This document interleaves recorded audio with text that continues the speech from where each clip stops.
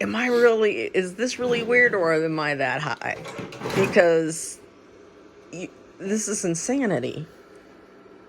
You want me to tell you about it? Tell me, what you got going on here?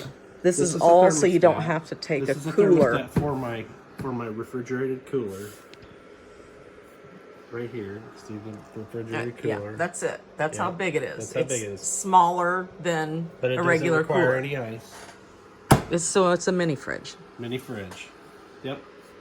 But it did not have a thermostat on it at all. The mini fridge didn't have it's a pretty cheap model. Anyway, there's the switch. Plugs into 12-volt power, which I got plugged into my power. So this is the battery. Power brick, yeah. That is powering that. Powering this. Yep. It's taking 54 watts. Anyway, I've got it wired up to this thermostat. And the thermostat will power it off when it gets to 35.5 degrees Fahrenheit. What would happen if you did not create this invention? This would run all the time. Because this did not have a thermostat in it.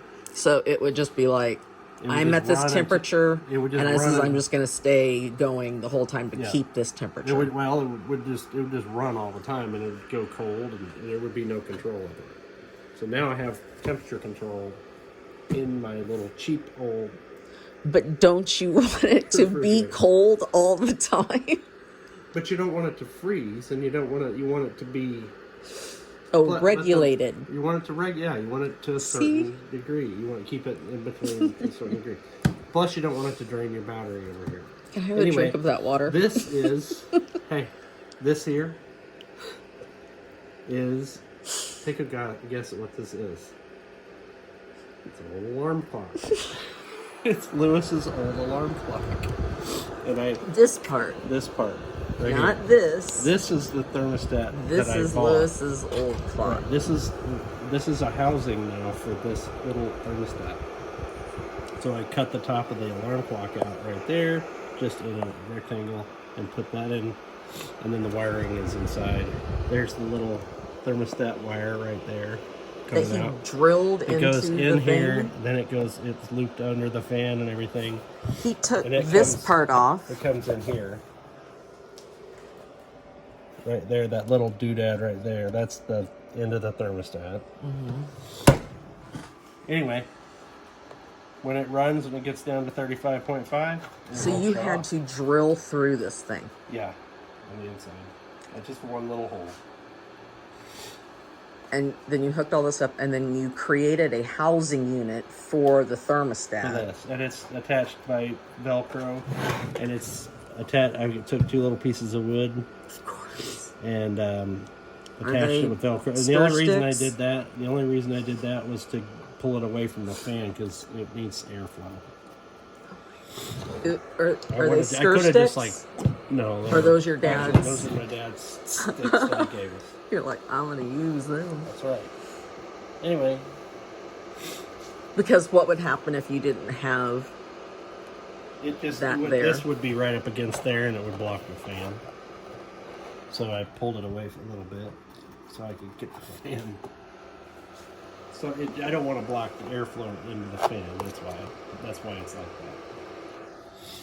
that. Look underneath it. You'll see that it is actually an alarm clock. No, I can see it. It says it's got Timex or whatever that kind it is. Yeah, it was just a cheap. It was a cheap one, and it wasn't working, so it was going to go in the trash anyway.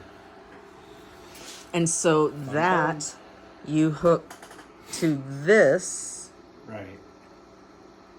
It's getting ready to shut off. It's 36.1. And you set that thermos. Yeah, I set it up. You can set it there. If I wanted to raise it, I could just. There. Oh my God. You did all of that so it would do just this. Shut off. Yep.